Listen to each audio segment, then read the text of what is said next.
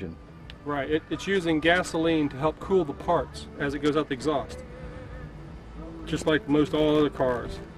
And there's a lot of parts in that engine. This one only has 3 moving parts. Now you've mated that to a crankcase cover off of something with a starter Volkswagen. on it. There's a Volkswagen bell housing from the engine and a Volkswagen transmission housing. So all I got to do is take these 4 bolts out, and this engine will hopefully slip right into there. My goodness. Thinking all the time. Got a lot more work to do on the crank, of course. I got to chop the crank, bore the crank, put a pilot spigot bearing up in there so that allow the spline of the transmission shaft to hang right in there. Put the clutch on, slip it in. Something else.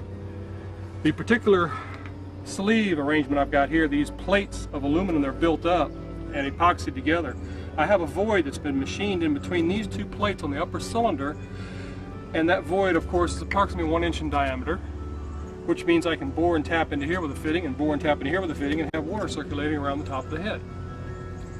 And with the radiator, I can cool her off.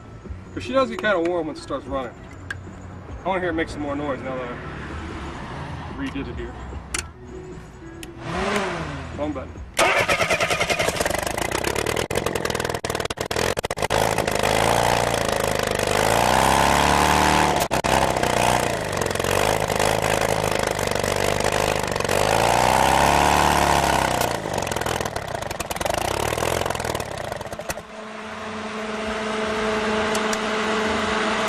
Tell me how you felt when it first really ran. Great, excellent.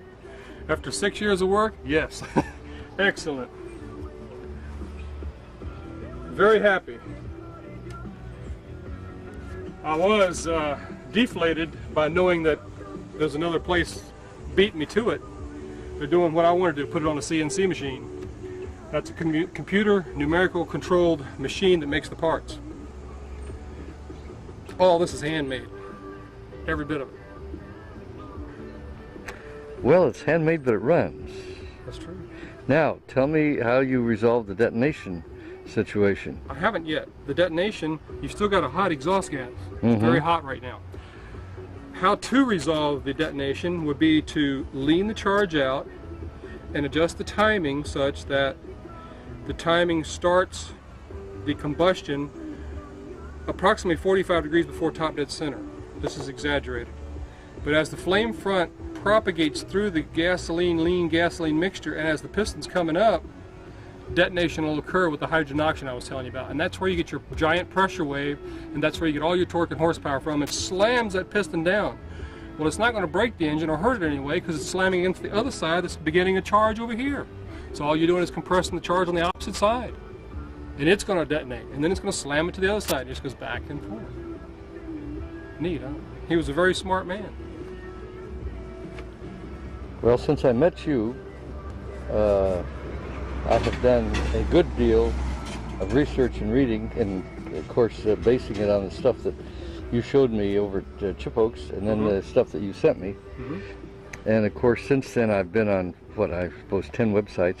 It's amazing. If you just run a Google, just run it for Bourke engine, you come up with probably 20 websites. I mean, really? Oh yes. I'm glad the word is getting out that this is the engine to have for the future. Well, the one that I found most informative, the constant pressure is a waste of time. Their website sucks. Right. But if you get to the one that's www.bourke-engine.com, there's the one with the animation, and they've got a lot of good information. Okay. Now they talk the same way the boys at Constant Pressure do.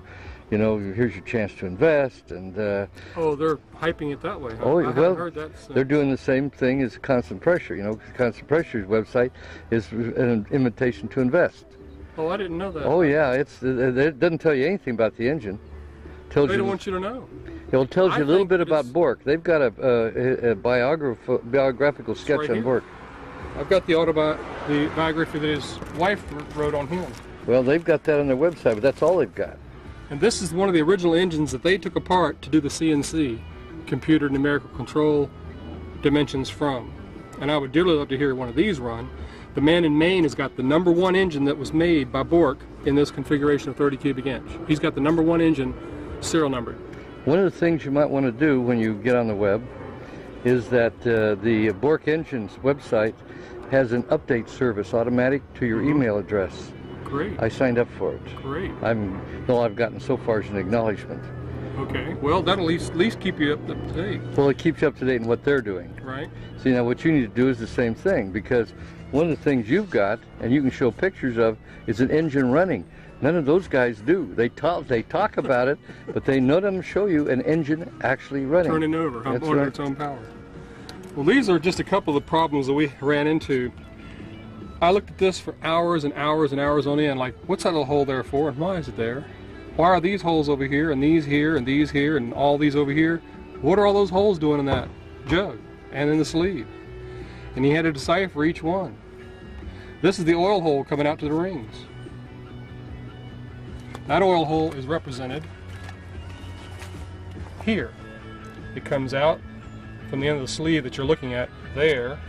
That's that hole there. But it actually connects inside the crank with the lubrication here. It gets sloshed around, it feeds up into the hole, and it's showing 2 places to lube here. I've only allowed one to drop right on the rings at the bottom end.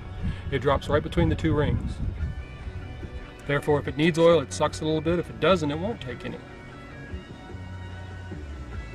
These are these seals you say turned out to be what, 1 inch and what?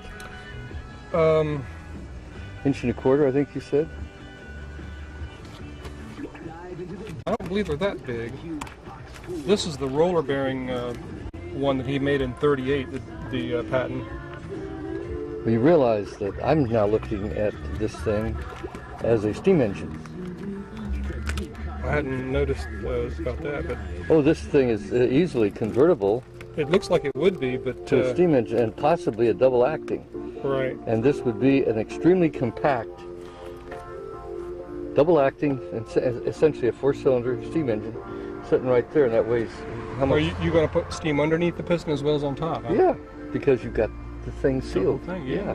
See, that's Well, that particular seal, I think this is 5/8 in diameter. It should have been 3/4. And the seal itself going around there is the same diameter as the shaft. The oilite bushing that we put in there. Who's the we? The man here that works with me at the machine shop. Ah, In the original configuration, I had the flywheel hanging out here in the open and the starter jerry-rigged on the side. First, I tried to hand crank, and of course, that was definitely too great a pressure to hand crank. Then I tried putting a motorcycle starter on the side, and of course, that still wouldn't do it. It slipped on the bushings. So then I adopted a bell housing and a starter from a Volkswagen, hoping that the RPMs were going to be correct. And later on, I enclosed all that with the bell housings of the transmission and engine, in anticipation of putting it in a vehicle.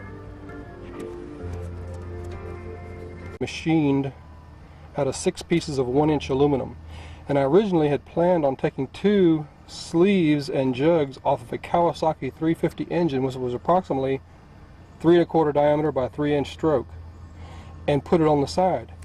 But after looking at the Bourke documentary and reading it very closely, I found out that this would not match what was needed. So I began machining 1-inch metal plates with the porting inside the plates to match what was needed. Next page. This is roughly how the machine pieces went together. This is the sleeve that's not yet been bored, but has been marked slightly so that you can see approximately where the holes are going to be on the intake and exhaust. Down here you have the plates already bonded together. They were bonded with epoxy bond, put in an oven under pressure with 250-degree temperature for 1 hour. This is the thrust bearing that we poured and bored and left a thrust washer on the outside of it for the main bearing of the crank. Extra support on the inside. Piston. Now over here you have the triple slipper bearing, the Scotch yoke, and the directly opposing pistons, not offset. This is a 2-piece crank.